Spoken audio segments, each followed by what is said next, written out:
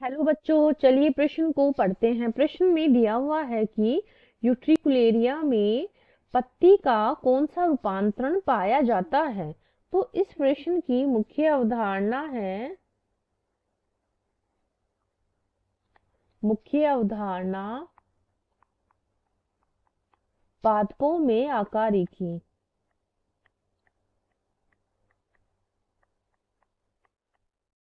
तो यूट्रिकुलेरिया की पत्ती में कौन सा रूपांतरण पाया जाता है के बारे में हमें पूछा गया है।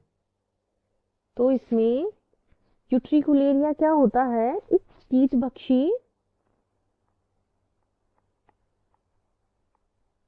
कीटभक्षी पादप होता है और ये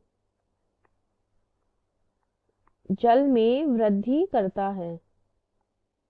और ये जल में वृद्धि करके जो इसकी जल निमग्न जो पत्तियां होती है वो कई खंडों में विभक्त होकर एक थैलीनुमा संरचना का निर्माण करती है।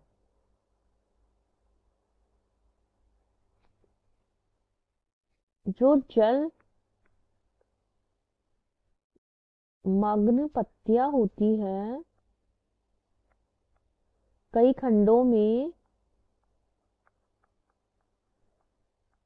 विभक्त होकर एक थैलीनुमा संरचना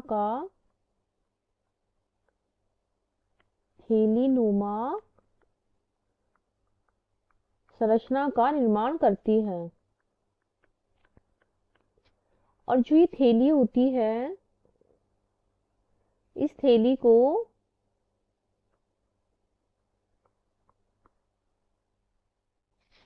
को क्या बोलते हैं? ये एक खोखला कक्ष होता है।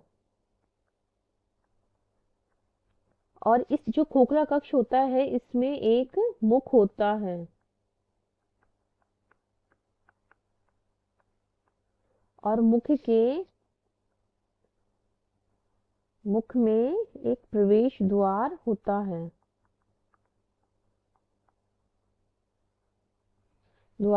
है, तो इसमें प्रवेश द्वार होता है ना, इस प्रवेश द्वार से केवल सूक्ष्म जीवों को ही केवल सूक्ष्म जलीय जीवों को ही प्रवेश मिलता है। सूक्ष्म जलीय जंतुओं को ही प्रवेश मिलता है। और ये जो थैली नुमा जो संरचना होती है, थैली या ब्लैडर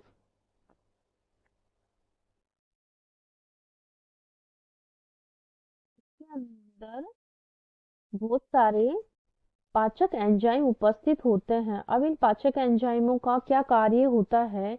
ये जलीय जंतुओं को पचाने का कार्य करते हैं।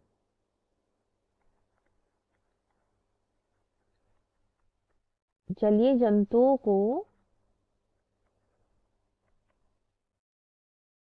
पचाने का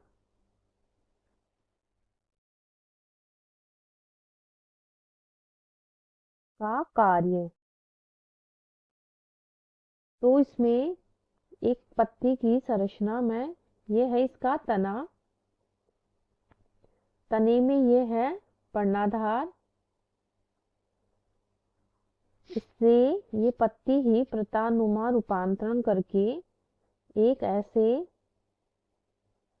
थैलीनुमा संरचना में विभक्त हो जाती है या परिवर्तित हो जाती है और ये है इसका ढक्कन।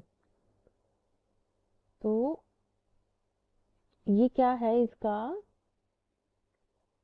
ढक्कन।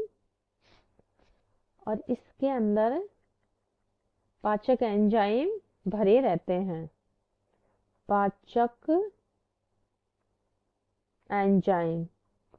और ये पर्णाधार क्या करता है? ये प्रकाश संश्लेषण का कार्य करता है।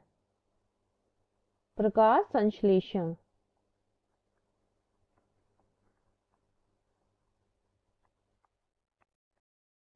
प्रकाश संश्लेषण। और ये जो रूपांतरण होता है इस पत्ती का, इस प्रकार जो पत्ती में इस प्रकार का रूपांतरण होता है, इस प्रकार के जो रूपांतरण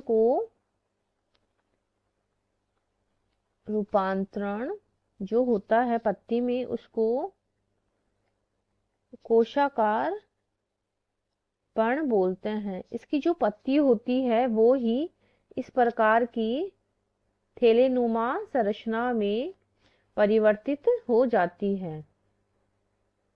इस प्रकार ये इसका ढक्कन है जो मैंने आगे इसकी संरचना बनाई है। ये पत्ती का ही रूपांतरित भाग होता है। तो इसमें यूट्रिकुलेरिया की पत्ती में कौन सा रूपांतरण पाया जाता है, वो हमारे प्रश्न में पूछा गया है। वो है कोशाकार प्रकार का रूपांतरण पाया जाता है, जो कि कीटभक्षी पादपों में पाया जाता है। इसकी जो पत्ती होती है वो एक खोखले थैले के समान संरचना में रूपांतरित हो जाती है, जिसके अंतर्गत काफी सारे एंजाइम्स पाए जाते हैं जो कि जलीय जीवों को पचाने का कार्य करते हैं। आशा करती हूँ आपको इस प्रश्न का हल समझ में आया होगा। धन्यवाद।